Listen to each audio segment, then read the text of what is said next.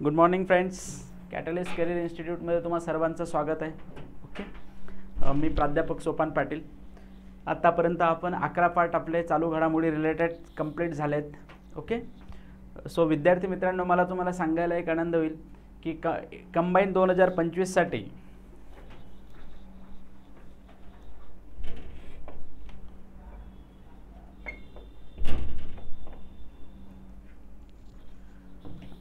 Combine 2025ची integrated batch जी आहे ती आपली सुरू होत आहे. ओके, सो कंबाईन 2024 आणि 25च्या परीक्षेची तुम्ही तयारी करत असाल तर पटकन बॅचला ॲडमिशन तुम्ही घेऊन घ्या. ओके, सो कॅटलिस्ट करिअर इन्स्टिट्यूटमध्ये आपल्या बॅचेस झालेल्या आहेत. ऑनलाईन आणि ऑफलाईन दोन्ही स्वरूपामध्ये या बॅचेस तुम्हाला उपलब्ध आहेत. ओके, सो स्टार्ट करूया आपण. इस्रोकडून आदित्य L1चं यशस्वी प्रक्षेपण. ओके, आदित्य L1चे यशस्वी प्रक्षेपण. ठीक आहे, आदित्य म्हणजे काय तुम्हाला ही गोष्ट माहिती आहे की आपण सूर्याला आदित्य म्हणतो. सूर्याचा समानार्थी शब्द जो आहे तो आदित्य म्हणून आपण त्याचा वापर करतो. ठीक आहे, सो आदित्य L1 चे यशस्वी प्रक्षेपण. ठीक आहे, आदित्य L1 यानाचे यशस्वी प्रक्षेपण झाल्याने चांद्रयान 3 नंतर लगेच 10 दिवसात भारताच्या शिरपेचात दुसरा मानाचा नवा तुरा रोवला गेलाय. ओके, म्हणजेच काय, चांद्रयान 3 यशस्वी झाल्यानंतर आपल्याला सूर्याचा अभ्यास करण्यासाठी एक सौर मोहीम इस्रोद्वारे आपण राबवली आणि त्या मोहिमेमध्ये आपण 2 सप्टेंबर 2023ला ही मोहीम राबवली होती. 2 सप्टेंबर 2023. ओके, आणि सूर्यावर त्या L1 पॉईंट जो आहे सूर्यावरचा लँग्रेजियन पॉईंट 1 त्या ठिकाणी आपण जाण्यासाठी यशस्वी देखील ठरलो. ओके, सो भारतासाठी भारताच्या शिरपेचात रोवला गेलेला आहे मानाचा तुरा आहे. ठीक आहे, सो ही तारीख लक्षात ठेवा. आदित्य L1चं प्रक्षेपण झालंय आणि ते यशस्वी देखील झालंय बाय इस्रो. ठीक आहे, आदित्य L1 ही एक सौर वेधशाळा किंवा सूर्याचा अभ्यास करणारी प्रयोगशाळा किंवा सोलर ऑब्झर्वेटरी आपण त्याला म्हणतो. ठीक आहे, म्हणजे सूर्याच्या ठिकाणी जाऊन जे आपण सूर्यासंबंधित माहिती मिळवत आहोत, जो अभ्यास करणार आहोत, त्या सगळ्या गोष्टी ह्या आदित्य L1 ह्या मोहीमच्या माध्यमातून आपण बघणार आहोत. ठळक वैशिष्ट्य या मोहिमेची. ठीक आहे, प्रक्षेपण 2 सप्टेंबर 2023 ही डेट अतिशय इम्पॉर्टंट आहे. 2 सप्टेंबर 2023 रोजी आपण आदित्य L1 म्हणजे सौर मोहीम जी आहे ती राबवली.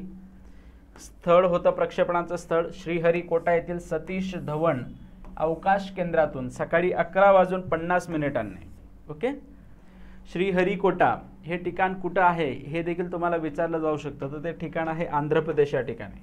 आंध्र प्रदेशच्या श्रीहरिकोटा. ठीक आहे, आंध्र प्रदेश. सतीश धवन अवकाश केंद्रातून हे प्रक्षेपण केलं गेलंय आणि याच ठिकाणाहून आपलं चांद्रयान 3 देखील प्रक्षेपित करण्यात आलं होतं. ओके, आदित्य L1 यानाचं नाव आहे. रॉकेट किंवा प्रक्षेपक PSLV C57 या ध्रुवीय उपग्रह प्रक्षेपाद्वारे. PSLV C57 हे तुमच्यासाठी खूप महत्त्वाचं आहे. ठीक आहे, कोणत्या रॉकेटने किंवा कोणत्या प्रक्षेपकाद्वारे हे सौर मोहीम जी आहे ती राबवली गेली. आदित्य L1 कोणाच्याद्वारे प्रक्षेपित करण्यात आला असं तुम्हाला विचारलं जाऊ शकतं. So PSLV C57. ठीक आहे, याचं वजन 1480 किलो आणि प्रवास 125 दिवसांचा आहे. ह्या केसमध्ये तुम्हाला जी वैशिष्ट्ये आहेत ही वैशिष्ट्ये अतिशय इम्पॉर्टंट आहेत. ओके, वैशिष्ट्य तुम्हाला विचारलं जातात की जे आदित्य L1 सोडलं गेलं त्याचं वजन विचारलं जाईल किंवा प्रवास किती दिवस करेल काय, ह्या गोष्टी तुम्हाला लक्षात ठेवणं गरजेचं असतं.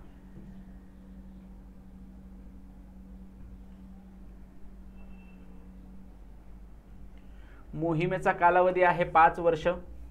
एकूण खर्च 378 कोटी रुपये. आदित्य L1 ला पृथ्वीभोवतीच्या दीर्घ वर्तुळाकार कक्षेत प्रस्थापित करण्यात इस्रोला यश आले असून लँग्रेजियन पॉईंट 1 या ठिकाणी पोहोचण्यासाठी यानाचा प्रवेश सुरू आहे. ठीक आहे, लँग्रेजियन पॉईंट 1 जो आहे याचं वैशिष्ट्य असं आहे, total L1, L2, L3, L4 आणि L5. ओके, असे 5 प्रकारचे हे लॅग्रेंजियन पॉईंट आहेत. पण आपण आधी ते L1 जे आहे ते कोणत्या ठिकाणी पाठवलंय, लॅग्रेंजियन 1 या ठिकाणी. ओके, लॅग्रेंजियन 1 पॉईंट जो आहे त्याचं वैशिष्ट्य असं आहे की या ठिकाणी पृथ्वी व सूर्य या दोघांचं गुरुत्वाकर्षणाचं जे प्रमाण आहे म्हणजे ग्रॅव्हिटेशनल फोर्स,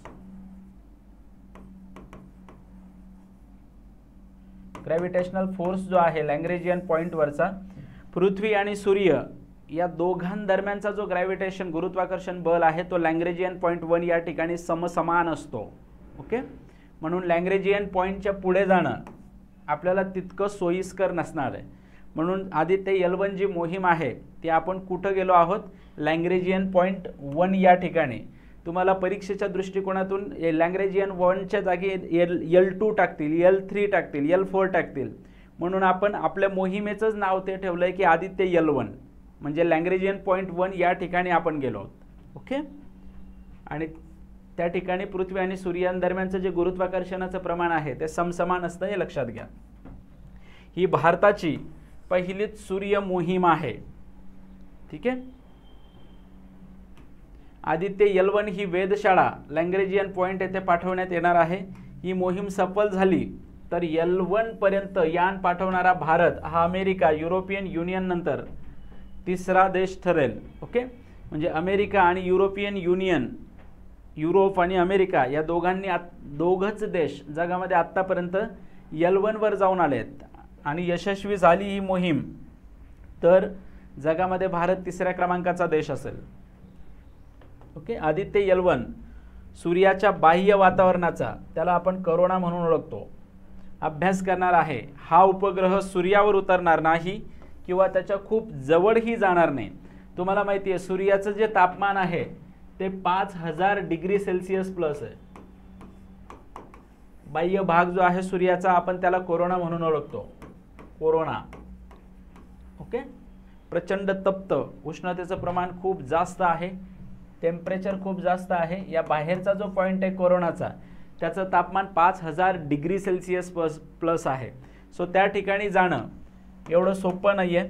ठीक आहे सर, कुठला अभ्यास करणार आहोत, L1च्या माध्यमातून आपण सूर्याच्या बाह्य वातावरणाचा अभ्यास, आणि हा उपग्रह सूर्यावर उतरणार नाही किंवा त्याचं खूप जवळही जाणार नाही. ठीक आहे, आता लॅग्रेंजियन पॉइंट 1 म्हणजे काय याची आपण चर्चा केली सुरुवातीला. काय असतं लॅग्रेंजियन किंवा Lagrange point 1? Joseph Louis Lagrange या फ्रेंच इटालियन गणित तज्ञाने 1772 मध्ये सर्वप्रथम अवकाशातील 3 घटकांच्या गुरुत्वाकर्षणाचा प्रश्न सोडवला. ओके, गुरुत्वाकर्षणाचा अवकाशामधला जो काही प्रश्न असेल, ज्या काही समस्या असतील त्या सगळे एक्सप्लेनेशन करण्याचा किंवा त्या सांगण्याचा काम सुरुवातीला कोणी केलंय, जोसेफ लुईस लॅग्रेंज यांनी. ओके, आणि अवकाशातील 2 मोठ्या वस्तुमानाच्या घटकांचे गुरुत्वाकर्षण 5 बिंदूंवर समसमान असते असे लॅग्रेंजने दाखवून दिले. त्यानंतर L1, L2, L3, L4 आणि L5 अशा 5 प्रकारच्या संकल्पना उदयास आल्या, जे त्यांच्या नावावरूनच त्यांना ओळखलं जातं. लॅग्रेंज पॉइंट 1, 2, 3, 4, 5 किंवा लॅग्रेंज ही संकल्पना जगाला कोणी दिली असा तुम्हाला प्रश्न विचारला जाऊ शकतो. तो जोसेफ लुईस लॅग्रेंज, आणि कुठले आहेत ते, फ्रेंच इटालियन शास्त्रज्ञ आहेत, हे लक्षात घ्या. ठीक आहे, पृथ्वीपासून सूर्याच्या दिशेने सरळ रेषेत 15 लाख किलोमीटर म्हणजे पृथ्वी आणि सूर्य यांच्या अंतराचा 1% इतक्या अंतरावर L1 बिंदू येतो. ओके, आणि सूर्यापासून पृथ्वीवर जे सूर्याची किरणं येतात त्याची वेळ देखील तुम्हाला वेळोवेळी विविध परीक्षांमध्ये विचारली गेली आहे. ती आहे 8 मिनिटं 20 सेकंद. ओके, सूर्याची किरणं पृथ्वीवर येताना किती वेळ लागतो ते, आणि पृथ्वी आणि सूर्य यांच्या दरम्यानचं जे अंतर आहे ते किती आहे, तर 15 lakh kilometre. Okay, 15 lakh kilometre, ही गोष्ट लक्षात घ्या. 15 लाख किलोमीटर. मग आता हे मोजतात कसं? ठीक आहे, सो प्रकाश वर्ष हे याचं युनिट आहे. आणि लाईट इयर म्हणजे इंग्रजीमध्ये प्रकाश वर्ष जे आहे त्या प्रकाश वर्षाच्या म्हणजे एका वर्षामध्ये सूर्यापासून पृथ्वीकडे येताना किती प्रकाश पास होतो किंवा किती वेळेनं ते येतो त्याच्या आधारावर या गोष्टी मोजल्या जातात. ठीक आहे.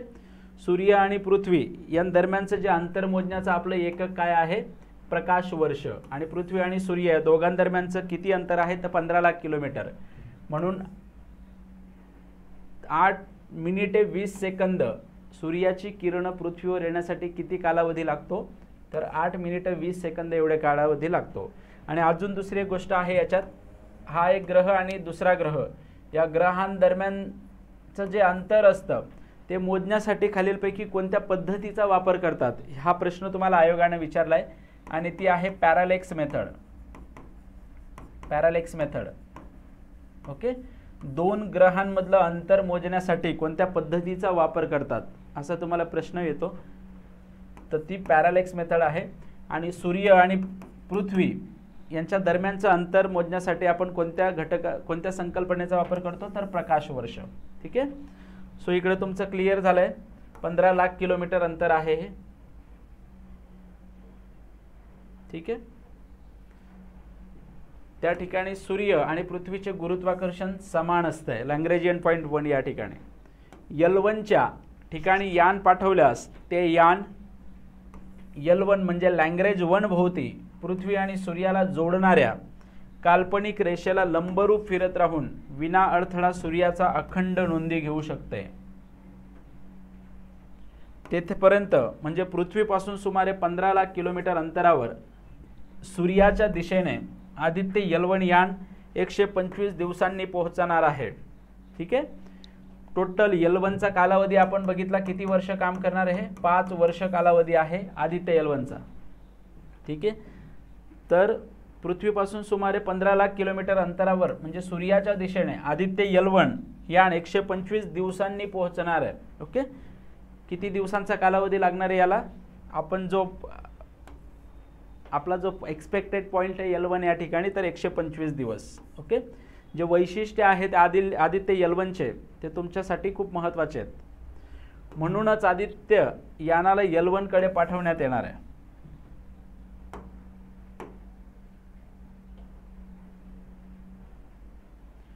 आता याचा उपयोग काय आहे, सूर्याचा अभ्यास कसा करणार आणि आपण जे पाठवतोय त्याचा आपल्याला भारताला उपयोग काय.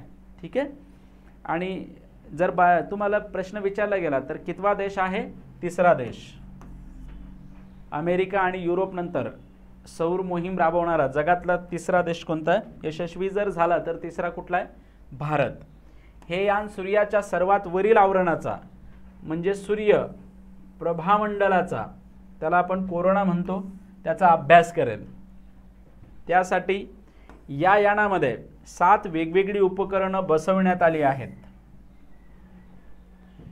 सौर वादळांचा पृथ्वीच्या वातावरणावर होणारा परिणाम तपासण्यासाठी याचा उपयोग होणार आहे. ओके. सौर वादळं जी येतात आणि त्या सौर वादळांचा आपल्या पृथ्वीवर कोणकोणत्या प्रकारे परिणाम होतो. ओके.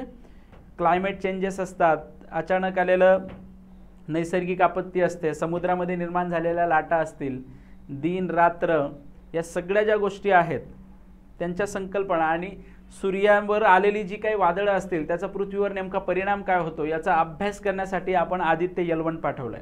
ठीक आहे. पृथ्वीचे वातावरण आणि गुरुत्वीय क्षेत्र हे एक संरक्षक कवच आहे. म्हणजे ग्रॅव्हिटी आणि पृथ्वीचं वातावरण हे एक संरक्षक कवच आहे. ते सूर्याच्या घातक ऊर्जा कणांना आणि विकिरणांना रोखण्याचं काम करते. सूर्याच्या किरणोत्सर्गाचा शोध घेण्याच्या दृष्टीने ही मोहीम महत्त्वाची आहे. ओके. पुण्यातील आंतर विद्यापीठ खगोलशास्त्र आणि खगोल भौतिकशास्त्र केंद्राने म्हणजे आयुका, जे पुणे युनिव्हर्सिटीच्या अंडर आहे, आयुका यांनी विकसित केलेला सोलर अल्ट्रा व्हायलेट इमेजिंग टेलिस्कोपचाही म्हणजे सोलर अल्ट्रा व्हायलेट इमेजिंग टेलिस्कोपचाही आदित्य L1 मध्ये समावेश आहे. आयुकाचा सूट या उपकरणाचा देखील त्याच्यामध्ये समावेश आहे. ही गोष्ट लक्षात घ्या. आदित्य L1 यानावरील high energy L1 orbiting. Okay. High energy L1 orbiting. So अशा प्रकारे तुम्हाला इम्पॉर्टंट काय आहे त्याच्यामध्ये वजन लक्षात ठेवायचं आहे, त्याची लांबी जी आहे ती, त्यानंतर कुठून प्रक्षेपित केला गेला ते, प्रक्षेपित केले गेल्याची तारीख, एकूण 7 उपकरणं आहेत. ओके, आयुकाचं जे सूट आहे ते पाठवलं आहे, सूर्याचा बाह्य भागाचा जो कोरोना आहे त्याचा अभ्यास करण्यासाठी. ओके, सूर्यावर येणारी जी चक्रीवादळं आहेत त्यांचा अभ्यास करण्यासाठी. भारत यशस्वी झालं तर जगातला 3ऱ्या क्रमांकाचा देश असेल. ओके, अशा गोष्टी ज्या आहेत त्या आदित्य L1च्या माध्यमातून लक्षात ठेवा. आणि तुमच्या परीक्षेच्या दृष्टिकोनातून ही अत्यंत महत्त्वाची बातमी आहे. 2 सप्टेंबर 2023. पुढे आहे एक्स-रे स्पेक्ट्रोमीटर. एक्स-रे स्पेक्ट्रोमीटर काय आहे? एक्स-रे स्पेक्ट्रोमीटर HEL10OS या उपकरणाने ऑक्टोबर 2023 मध्ये सौर ज्वाळांची प्रथमच नोंद घेतली. X-ray spectrometer. ठीक आहे, हे उपकरण इस्रोच्या UR सॅटेलाइट सेंटरने विकसित केलं आहे. IMP एक्स-रे स्पेक्ट्रोमीटर हे सौर ज्वाळांची नोंद घेणार. ओके, तर हे कोणी डेव्हलप केलं आहे? UR satellite centre.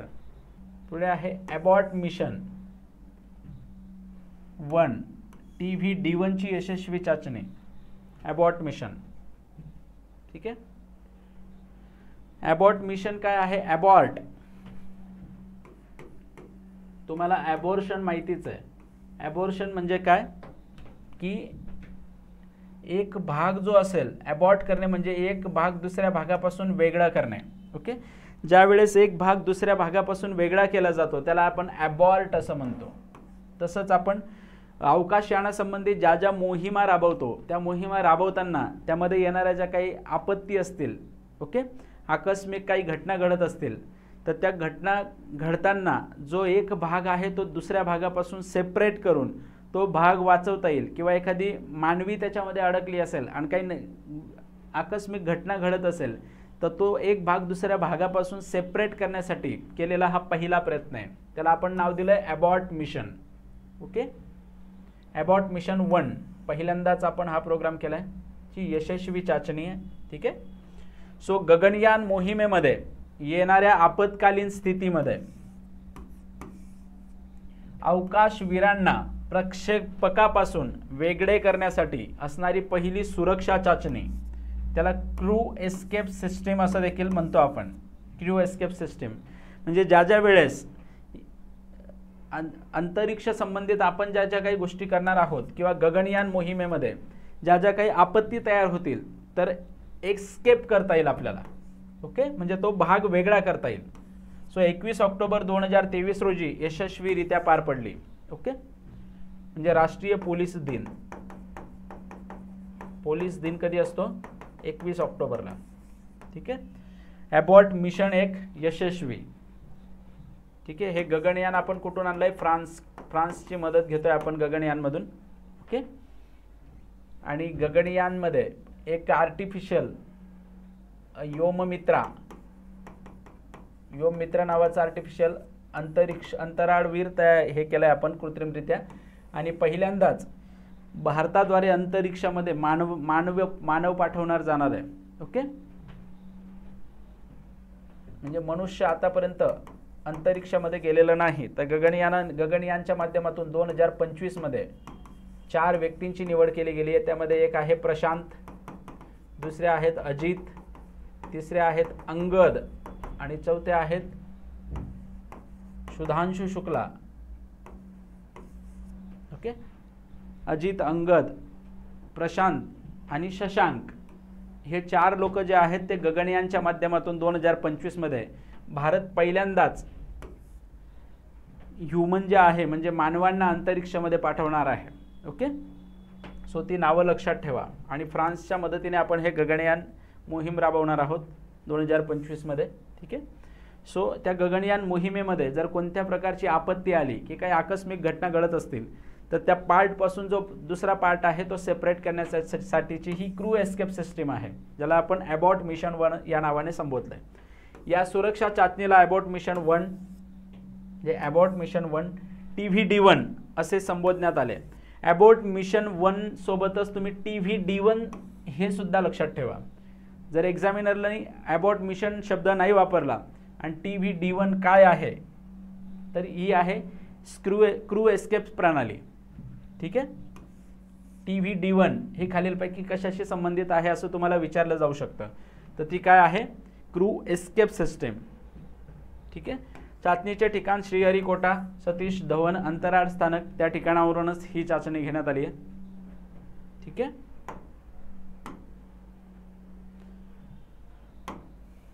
ॲबॉट मिशन 1 विषयी माहिती घेऊया. या चाचणीमध्ये उड्डाणानंतर 60 सेकंदांनी प्रक्षेपक जमिनीपासून 12 किलोमीटर उंचीवर असताना क्रू एस्केप सिस्टीम ही क्रू मॉड्यूलसह रॉकेटपासून वेगळी झाली. ठीक आहे. 60 सेकंदांनी प्रक्षेपक जमिनीपासून 12 किलोमीटर उंचीवर गेल्यानंतर क्रू एस्केप सिस्टीम ही क्रू मॉड्यूलसह रॉकेटपासून वेगळी झाली. ओके. 12 किलोमीटर वर जाऊन क्रू एस्केप सिस्टीम व क्रू मॉड्यूल 90 सेकंदांनी एकमेकांपासून वेगळे झाले आणि श्रीहरिकोटापासून 10 किलोमीटर अंतरावर पॅराशूटच्या सहाय्याने समुद्रामध्ये अलगद उतरवण्यात आलंय. ठीक आहे. म्हणजे टोटल क्रू एस्केप सिस्टीम किंवा क्रू एस्केप्स होण्यासाठी किती वेळ लागला याला, 90 सेकंद, जवळपास 1.5 मिनिटांचा कालावधी लागतो. गगनयान मोहिमेत प्रत्यक्ष वापरण्यात येणाऱ्या 4500 किलो वजनाच्या अवकाश कुपीचा समावेश या चाचणीमध्ये करण्यात आला. ओके. गगनयान जी सिस्टीम आहे तुमच्या येणाऱ्या पुढच्या परीक्षेच्या दृष्टिकोनातून अत्यंत महत्त्वाचा विषय अंतरिक्ष क्षेत्रामध्ये. ओके. सो चंद्रयान 3, त्यानंतर आदित्य L1 हे ॲबॉट मिशन आणि गगनयान. ठीक आहे. त्यानंतर भारताने स्वतंत्र तयार केलेली जी एक बंदूक आहे, ती बंदूक, ह्या सगळ्या गोष्टी ज्या आहेत त्या अंतरिक्ष या क्षेत्रासंबंधी तुम्हाला प्रश्न विचारणारा एक्झामिनरला या गोष्टींमध्ये वाव आहे. ठीक आहे.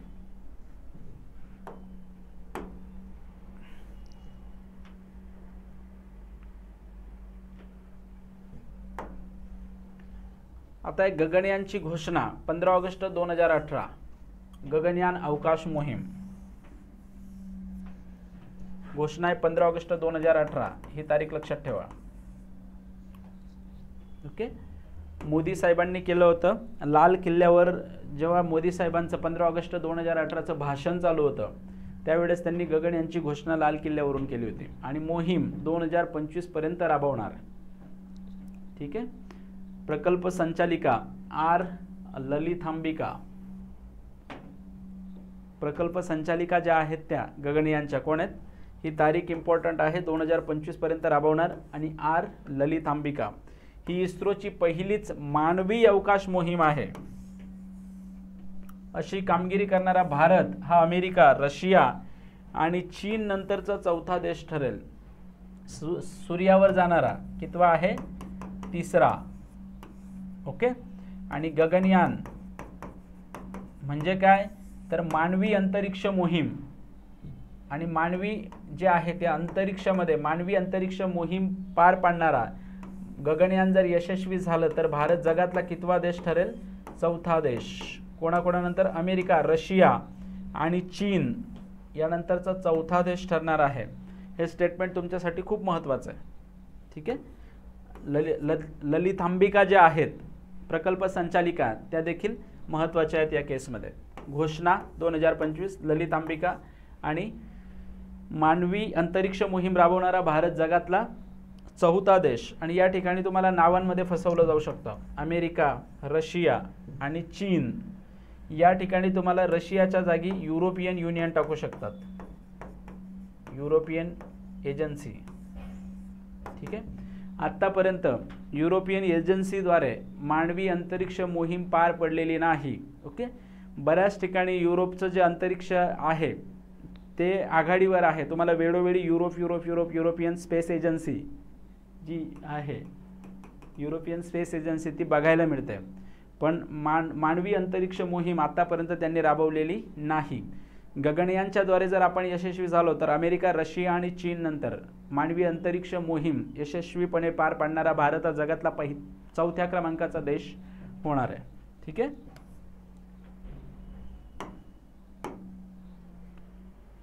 सो हे यान 400 किलोमीटर अंतरावर पृथ्वीच्या निम्न कक्षेमध्ये स्थिरावेल. ठीक आहे, 400 किलोमीटर अंतर पार केल्यानंतर पृथ्वीचं जे निम्न कक्ष आहे त्या निम्न कक्षामध्ये हे यान जाणार आहे. त्या ठिकाणी तेच थांबेल. या मोहिमेसाठी सहकार्य लाभावे म्हणून सप्टेंबर 2018 मध्ये भारताने फ्रान्सशी करार केला. ओके, बऱ्याच एक्झाममध्ये हा प्रश्न विचारला गेला आहे की भारत गगनयान जी मोहीम राबवत आहे ते कोणाच्या मदतीने किंवा कोणाच्या सहकार्याने भारताद्वारे ती मोहीम राबवली जाते. सो त्या ठिकाणी तुम्हाला फ्रान्स ही गोष्ट, हा देश लक्षात ठेवणं आवश्यक आहे. ठीक आहे, या मोहिमेत भारत 3 अवकाशवीरांना गगनयानमध्ये पाठवणार आहे. 3 नाही तर या ठिकाणी 4 झाले. किती आहेत? 4. याशिवाय योममित्र नावाच्या महिला रोबोटला देखील पाठवण्यात येणार आहे. ठीक आहे, पण ही योममित्रा जी आहे ती आर्टिफिशियल आहे. आर्टिफिशियल कृत्रिम रोबोट आहे या, आणि ती महिला आहे. आणि या ठिकाणी 4 जे आहेत, ओके, ती 4 लोक कोण कोण आहेत तर ते लक्षात घ्या तुम्ही. 4 अवकाशवीरांना गगनयानामध्ये पाठवणार आहे ते म्हणजे प्रशांत, अजित, अंगद आणि शशांक. ओके, हे 4ही नावं तुमच्या येणाऱ्या परीक्षेच्या दृष्टिकोनातून अत्यंत महत्त्वाची आहेत. कारण एअरफोर्सद्वारे ज्यावेळेस पहिल्यांदाच महिलांनी विमानाचं नेतृत्व केलं होतं आणि ते चालवलं होतं, तर त्यावेळेस अवनी, मोहना आणि भावना. ओके, अवनी आणि मोहना या तिन्ही महिलांनी एअरफोर्सचं स्वतंत्रपणे त्या नेतृत्व केलं होतं. तर याच्यावर प्रश्न विचारला गेला होता आणि प्रश्न विचारताना या तिन्ही महिलांची नावं प्रश्नामध्ये सेम वापरली होती. ओके, सो तुम्हाला गगनयानमध्ये जाणारी जी भारतीय अंतराळवीर आहेत 4 आहेत ती, या 4चं नाव तुम्हाला लक्षात ठेवणं गरजेचं आहे. आणि नंतर योममित्रा. ठीक आहे,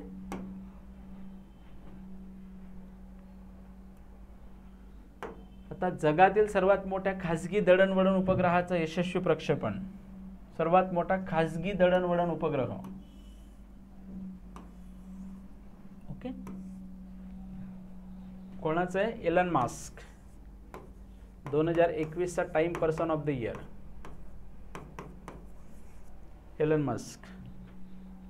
जगातील सर्वाधिक श्रीमंत व्यक्ती म्हणून यांची गणना केली जाते. ओके, आता जो अहवाल आलाय 2-4 दिवसापूर्वी, त्याच्यामध्ये देखील जगातील सर्वाधिक श्रीमंत व्यक्ती कोण असं अहवाल आलाय. त्यामध्ये पहिला जो क्रमांक आहे तो एलन मस्क यांचा लागतो.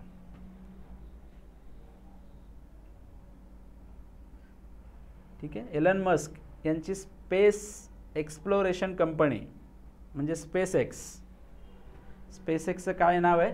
स्पेस एक्सप्लोरेशन कंपनीने जगातील सर्वात मोठा खाजगी उपग्रह ज्याचं नाव आहे Jupiter 3.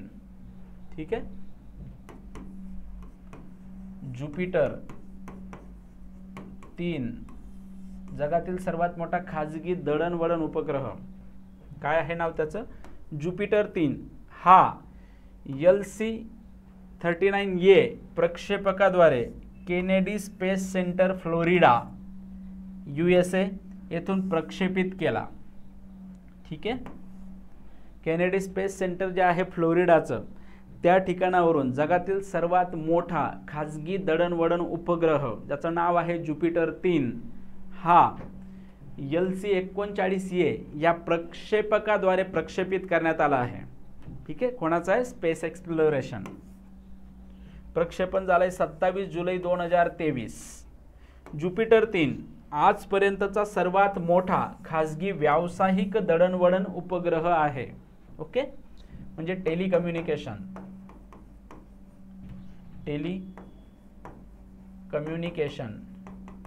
Telecommunication satellite.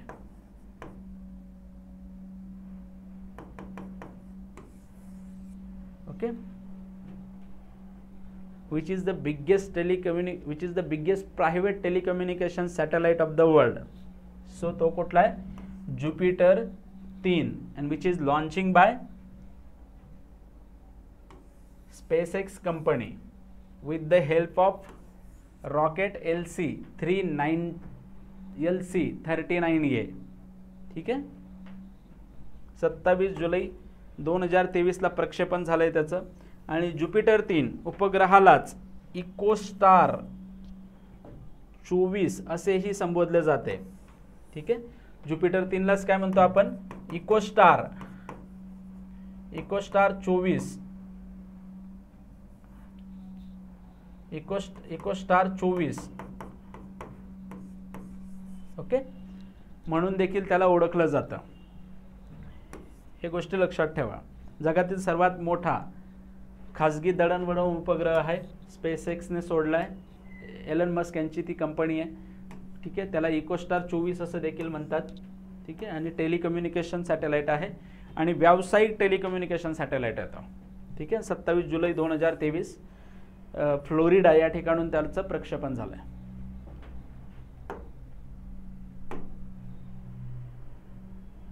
So Jupiter 3 विषयी माहिती बघूया. उत्पादक आहे मॅक्सर टेक्नॉलॉजी, प्रक्षेपक SpaceX falcon heavy rocket, okay. Falcon 9 जे आहे, फाल्कन 9, हे फाल्कन 9 रॉकेटच्या माध्यमातूनच हे सगळ्या गोष्टी बऱ्यापैकी प्रक्षेपित केल्या जातात, ज्या स्पेसएक्सच्या आहेत, स्पेस एक्सप्लोरेशन, ठीक आहे. विस्तार उत्तर आणि दक्षिण अमेरिका. स्पेक्ट्रम का बँड, क्यू आणि व्ही बँड, ओके. का, क्यू आणि व्ही लक्षात ठेवा, का, क्यू आणि व्ही, ठीक आहे. सेवा क्षेत्रे कोणाकोणाला हा जो व्यावसायिक उपग्रह आहे, ओके, बिझनेस टेलिकम्युनिकेशन सॅटेलाइट आहे, तो कोणत्या कोणत्या क्षेत्रांना सेवा देण्याचं काम करणार आहे. त्यामध्ये आहेत ग्राहक, लघु व्यवसाय, स्मॉल इंडस्ट्री, त्यानंतर उद्योग, सरकार, सेवा प्रदाते म्हणजे सर्व्हिस सेक्टरमध्ये जे लोक काम करतात, आणि वैमानिक व सागरी गतिशीलता, ठीक आहे. व्यावसायिक उपग्रह आहे, ग्राहक, लघु व्यवसाय, उद्योग, सरकार, सेवा प्रदाते म्हणजे सर्व्हिस डोनर जे असतात ते, वैमानिक व सागरी गतिशीलता इत्यादी क्षेत्रांसाठी हा ज्युपिटर 3 काम करणार आहे, ठीक आहे. 9.2 मेट्रिक टन वजनाचा हा उपग्रह ह्युजेसनेट उपग्रह इंटरनेट सेवेची, ओके, म्हणजे ह्युजेसनेस सॅटेलाइट इंटरनेट सर्व्हिस अमेरिकेतील जवळपास 80% लोकांपर्यंत पोहोच वाढवेल, ठीक आहे. ते टार्गेट आहे त्यांचं. पुढे आहे वनवेबच्या 36 उपग्रहांचं इस्रोकडून यशस्वी प्रक्षेपण. वनवेब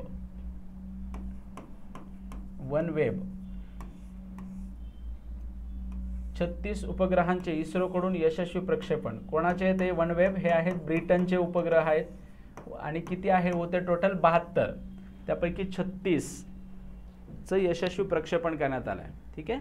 भारतीय अंतराळ संशोधन संस्थेने 26 मार्च 2023 रोजी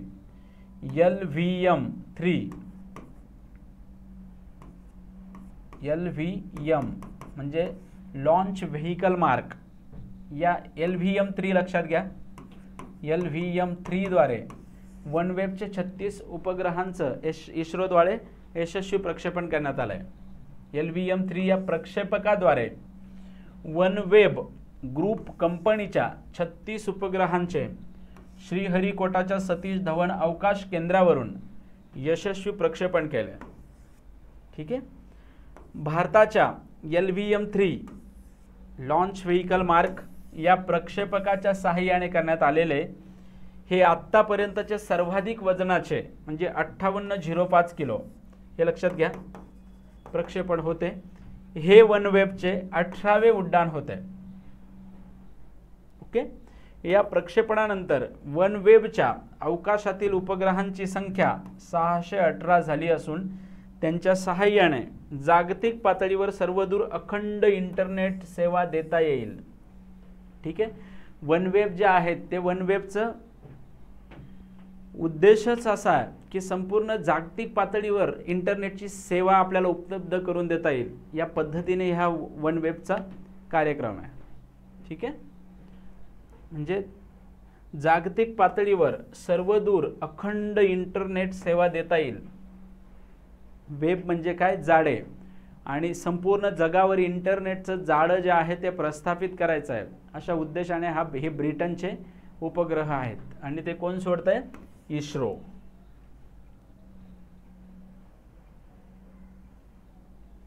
ठीक आहे. इस्रोची व्यावसायिक उपशाखा असलेल्या न्यू स्पेस इंडिया प्रायव्हेट लिमिटेडची ही दुसरी यशस्वी मोहीम होती. ओके. इस्रो प्रत्यक्षपणे हे इस्रोद्वारे प्रक्षेपित केले गेले आहेत का? तर नाही. इस्रोची जी व्यावसायिक उपशाखा आहे new Space India private limited, त्यांची ही दुसरी यशस्वी मोहीम होती. ओके. आता या मोहिमेची उद्दिष्ट काय आहेत? प्रक्षेपित करण्यात आलेले एकूण उपग्रह 36. उपग्रहांचं एकूण वजन आहे, म्हणजे त्याला आपण पेलोड म्हणतो, 5805 किलो, म्हणजे 5805 किलो या 36 उपग्रहांचं वजन होतं. प्रक्षेपक आहे LVM-3, म्हणजे लॉन्च व्हेकल मार्क 3 द्वारे हे प्रक्षेपित केले गेले आहेत. Okay. New Space India private limited हे इम्पॉर्टंट आहे या केसमध्ये. आणि या मोहिमेला LVM-3, M3 किंवा OneWeb India 2 असे नाव देण्यात आले आहे. OneWeb India 2 आणि OneWeb India 1 जे आहे, टोटल 72 उपग्रहांचा हा उपक्रम होता. यापैकी 36 हे सोडले होते पूर्वी, आणि हे न्यू स्पेस इंडियाद्वारे नंतरचे 36 प्रक्षेपित केले गेले. आणि याच्यामध्ये आपण याला नाव दिलंय OneWeb India 2. ओके. सो हे लक्षात ठेवा. 36, 5805, LVM-3 आणि OneWeb India 2.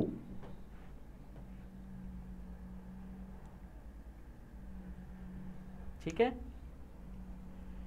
आता OneWeb नेमकं काय?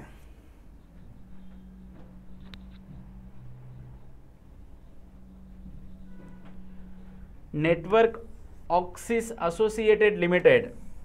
नेटवर्क ऑक्सिस असोसिएटेड लिमिटेड म्हणजेच OneWeb ही ब्रिटन स्थित दूरसंचार कंपनी आहे. ओके. OneWeb. ओके. कुठली कंपनी? ब्रिटन स्थित ही कंपनी आहे. त्याची मालकी ब्रिटिश सरकार, भारताची भारती एंटरप्राइजेस, फ्रान्सची युटेलसेंट आणि जपानची सॉफ्ट बँक, अमेरिकेची ह्युजेस नेटवर्क्स आणि दक्षिण कोरियाची संरक्षण कंपनी हानवा या 6 कंपन्यांकडे आहे. ठीक आहे. Network oxes associated limited. Oxes म्हणजे काय? म्हणजे एकत्रीकरण ह्या गोष्टी असतात.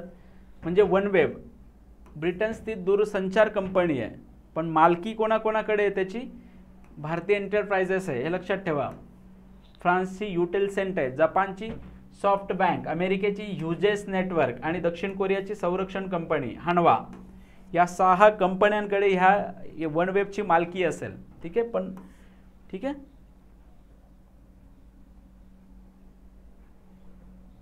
पृथ्वीच्या निम्नतम कक्षेत म्हणजे लो अर्थ ऑर्बिट जे आहे पृथ्वीचं, या लो अर्थ ऑर्बिटवर ते जाणार, त्या ठिकाणी ते स्थिरावणार आणि त्या ठिकाणावरून संपूर्ण जगाला त्या OneWebच्या माध्यमातून इंटरनेटच्या जाळ्यामध्ये एकत्रीकरण करायचं. म्हणजे संपूर्ण जगाला एका प्रोसेसवरून इंटरनेट पुरवायचं. Low earth orbit. एकूण 72 उपग्रह प्रक्षेपित करण्यासाठी इस्रोने ब्रिटनच्या OneWeb या कंपनीबरोबर करार केला होता. ओके. OneWeb कंपनीसोबत कोणाचा करार होता? इस्रोचा. त्यातील पहिले 36 उपग्रह 23 ऑक्टोबर 2022 रोजी प्रक्षेपित करण्यात आले होते. टोटल OneWeb मधून किती सोडतोय आपण? 72. तर उर्वरित 36 उपग्रहांचा ताफा 26 मार्च 2023 रोजी प्रक्षेपित करण्यात आला. ओके. या OneWebच्या दृष्टिकोनातून हे 72 आहेत, तर पहिले 36 जे आहेत त्याची तारीख तुम्हाला महत्त्वाची आहे, आणि नंतरचे जे 36 आहेत ते कधी सोडले गेले त्याची तारीख देखील तुम्हाला लक्षात ठेवणं गरजेचं आहे. ओके. तर एक आहे पहिले 36 2022 मध्ये, नंतरचे 36 2023 मध्ये. ओके.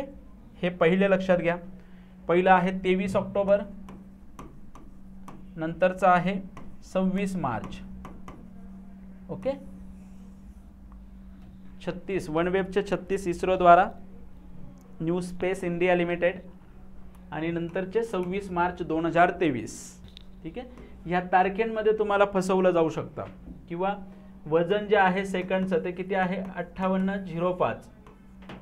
ओके, हे वजन देखील लक्षात ठेवा. 23 ऑक्टोबर 2022ला 36 आणि 26 मार्च 2023ला 36 असे 72 वनवेब कंपनीचे उपग्रह जे आहेत ते इस्रोची व्यावसायिक शाखा असलेले न्यू स्पेस इंडियाद्वारे प्रक्षेपित केले गेलेत. ओके, आणि with the help of LVM-3 launch vehicle mark 3. आणि म्हणूनच आपण पहिले जे आहेत ते वनवेब फर्स्ट होतं आणि वनवेब इंडिया सेकंड असं त्याला नाव दिलंय. ठीक आहे, सो अशा पद्धतीने याच्यावर क्वेश्चन्स तयार होऊ शकतात. आता LVM-3 हे प्रक्षेपक नेमकं काय? लॉन्च व्हेकल मार्क 3 याला या अगोदर GSLV म्हणलं जायचं. ओके, GSLV मार्क 3, GSLV म्हणजे Jio synchronous satellite launch vehicle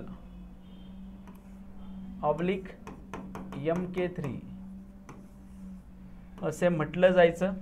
LVM-3 जे आहे आता आपण त्याला GSLV-3 जे आहे, GSLV Jio synchronous satellite launch vehicle, त्याला आता आपण फक्त लॉन्च व्हेकल मार्क 3 असं म्हणतो.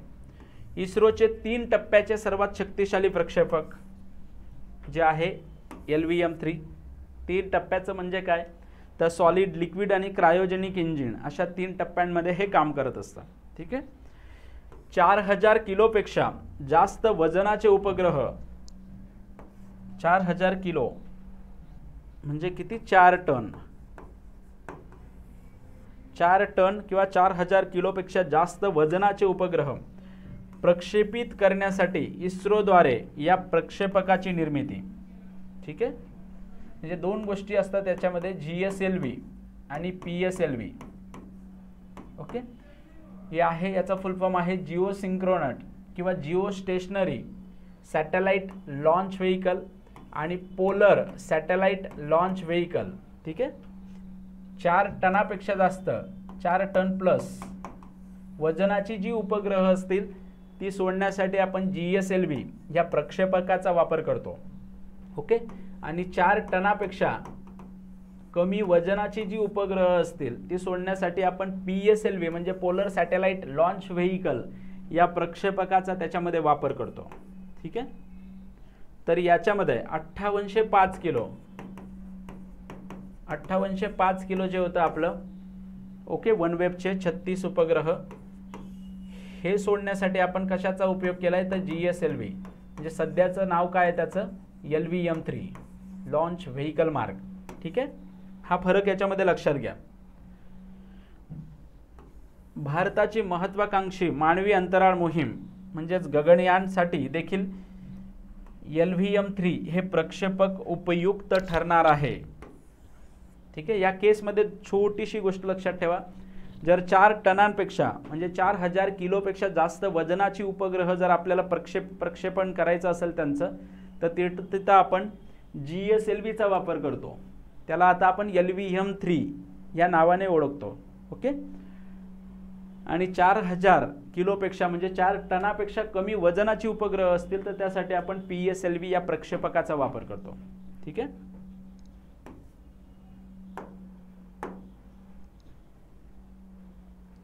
आता काय आहे न्यू स्पेस इंडिया लिमिटेड? इस्रोची ही एक व्यावसायिक शाखा आहे. ही इस्रोची व्यावसायिक शाखा.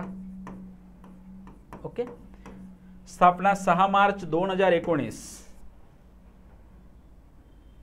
मुख्यालय बँगलोर, इस्रोच्या इथंच आहे. ही संस्था इस्रोची व्यावसायिक शाखा आहे आणि कंपनी कायदा 2013 नुसार या संस्थेची स्थापना. ठीक आहे, 1956 जो कंपनी कायदा आहे, ह्या कंपनी कायद्यामध्ये वेळोवेळी दुरुस्त्या करून आता सध्या कोणता कंपनी कायदा आपण वापरतो 2013चा. 2013. ठीक आहे, 2013च्या कंपनी कायद्याच्या आधारावर इस्रोची ही एक ब्रांच आहे जी व्यावसायिक शाखा आहे. ठीक आहे, तिची स्थापना लक्षात घ्या, 2019 व्यावसायिक शाखा आहे आणि 2013च्या कंपनी कायद्याअंतर्गत तिची स्थापना करण्यात आली आहे.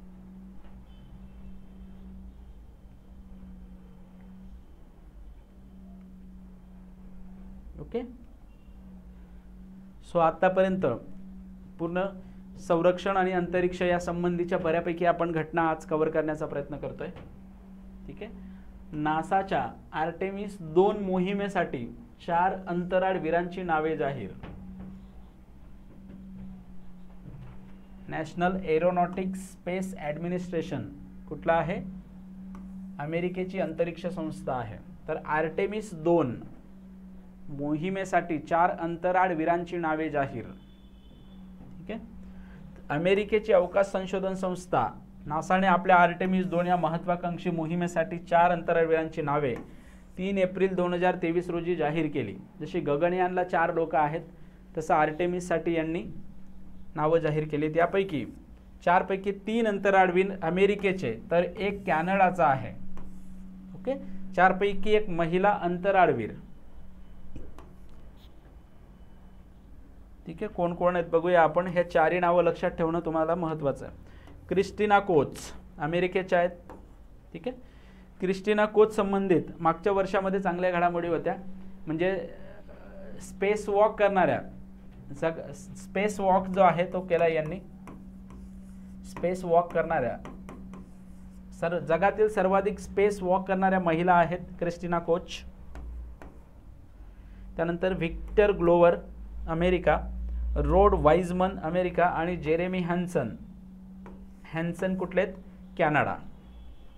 ठीक आहे, सो आर्टेमिस 2 मध्ये जी 4 अंतराळवीर आहेत त्यांची नावं लक्षात ठेवण्यासाठी आपल्याला काही ना काही ट्रिक्स करून घेऊया आपण. कोच जे आहे ते व्हिक्टरवर बसून रोडच्या कडेला जाऊन हॅन्सन करतात. ठीक आहे, आर्टेमिस 2 मोहीम, एक कोच, नंतर रोड, नंतर व्हिक्टर गाडी असते 2 व्हीलर आणि हॅन्सन. अशा पद्धतीने या गोष्टी लक्षात ठेवायच्या. ठीक आहे, पुढे बघूया. यापैकी क्रिस्टिना कोच ही चंद्रावर पाऊल ठेवणारी पहिली महिला ठरणार आहे.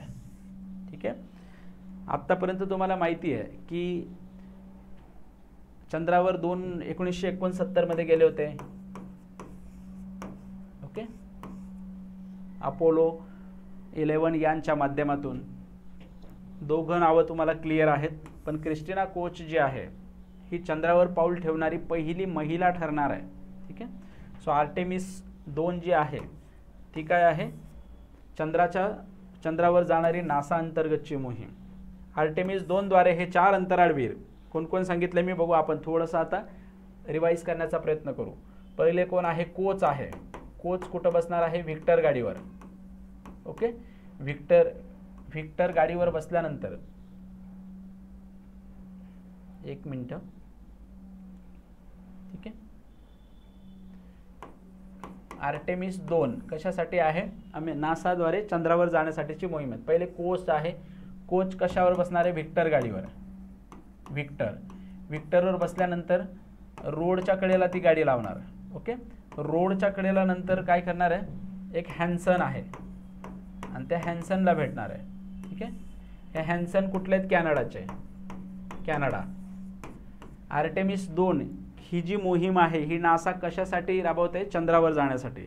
आणि चंद्रावर त्यांनी पाठवले होते 1969 मध्ये, जे तुम्हाला नावं माहिती होती, नील आणि आर्मस्ट्रॉंग. ओके, चंद्रावर जाणारी पहिली 1969 मध्ये गेले होते अमेरिकाच्या अपोलो 11च्या माध्यमातून.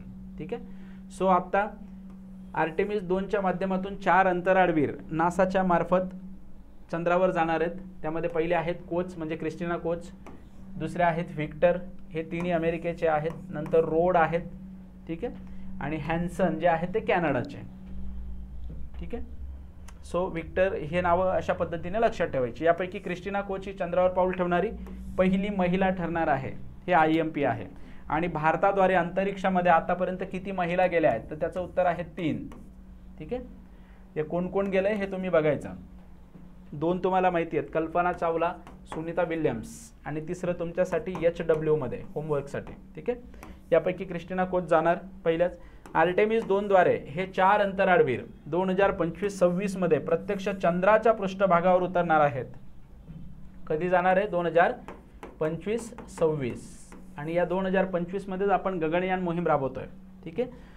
चंद्रावर मानवाचे पहिले पाऊल 1969 मध्ये नील आर्मस्ट्रॉंगच्या रूपाने पडलं होतं, जे आपण बघितलंय मगाशी. चंद्रावर उतरणारा शेवटचा माणूस कोण? अंतराळवीर युगीन सरनेन हे चंद्रावर उतरून तेथे चालणारे शेवटचे अंतराळवीर ठरले. शेवटचे म्हणजे अलीकडचेच. कोण आहेत? युगीन सरनेन. त्यांनी 1972 मध्ये चंद्रावर पाऊल ठेवले होते. युगीन सरनेन हे अमेरिकेच्या नौदलात कॅप्टन होते. ओके. सुरुवातीचे जे आहेत 1969 मधले तुम्हाला ते गोष्टी क्लिअर आहेत, नील आणि आर्मस्ट्रॉंग, ठीक आहे. पण शेवटचा कोण आहे तर युगीन सरनेन, हे नाव लक्षात ठेवा. आणि पहिली महिला कोण जाणार आहे? क्रिस्टिना कोच, त्यांना तो बहुमान मिळणार आहे. आणि जे 4 आहेत त्यापैकी एकमेव महिला आहेत क्रिस्टिना कोच आर्टेमिस 2 साठी, आणि एक कॅनडाचे आहेत हॅन्सन. तुम्हाला लक्षात ठेवण्यासाठी त्या ट्रिक्सचा देखील मदत होईल, त्या दृष्टिकोनातून आपण ती ट्रिक्स तयार केली आहे, ठीक आहे. सो चंद्रावर पाऊल ठेवलेले आत्तापर्यंतचे अंतराळवीर. एक्झामिनरचं जर थोडंसं डोकं वेगळ्या ठिकाणी गेलं आणि जो क्वेश्चन्स आहे तो खूप टोप करण्याचा जर प्रयत्न केला तर त्यावेळेस अशा पद्धतीने तुम्हाला प्रश्न विचारला जातो आणि त्यावेळेस आपला गोंधळ होतो की नेमकं आता करायचं काय, ठीक आहे. सो चंद्रावर पाऊल ठेवणारे अंतराळवीर आतापर्यंत कोण कोण गेलंय, ठीक आहे. तर नील आर्मस्ट्रॉंग, जे तुम्हाला सर्वांनाच माहिती आहे, एडविन ऑल्ड्रिन, ओके, हे एकत्रच होते. Charles Pete Conrad, Alan B Shepard जू, एडगर मिशेल काकी लक्षात ठेवायचं, David Scott, James Irwin, John W Young, okay, Mitchell काकी आणि एक सोबत यंग होते, चार्ल्स ड्यूक, हॅरिसन स्मिथ आणि युगीन सरनेन जे अमेरिकेचे आहेत. मगाशी आपण बघितलं की चंद्रावर जाणारा शेवटचा व्यक्ती कोण, तर कोण आहेत? युगीन सरनेन. म्हणजे आत्तापर्यंत चंद्रावर किती अंतराळवीर गेलेले आहेत, किती अंतराळवीरांनी पाऊल ठेवलंय, तर 12, ठीक आहे, 12. आणि आपलं भारताचं चांद्रयान 3 देखील लक्षात ठेवायचं. 3 14 जुलैचं प्रक्षेपण, 5 ऑगस्ट 2023ला, सगळं 2023 आहे याच्यात. प्रक्षेपण 5 ऑगस्टला चंद्राच्या कक्षेमध्ये प्रवेश, ओके. 23 ऑगस्टला चंद्रावर लँडिंग, आणि लँडिंग झालं म्हणून आपण 23 ऑगस्ट हा दिवस राष्ट्रीय अंतराक्ष दिन म्हणून साजरा करायला आपण त्याची सुरुवात केली, ठीक आहे.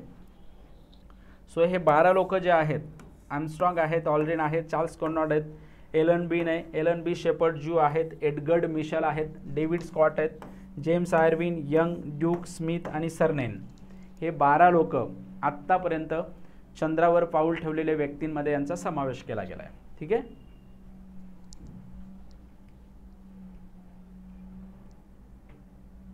सो ह्या ज्या गोष्टी आहेत क्लिअर करा, तुमच्या परीक्षेच्या दृष्टिकोनातून अत्यंत महत्त्वाच्या आहेत, ओके. आणि कंबाईन 2025ची इंटिग्रेटेड बॅच जी आहे ती कॅटलिस्ट करिअर इन्स्टिट्यूटमध्ये सुरू झालेली आहे.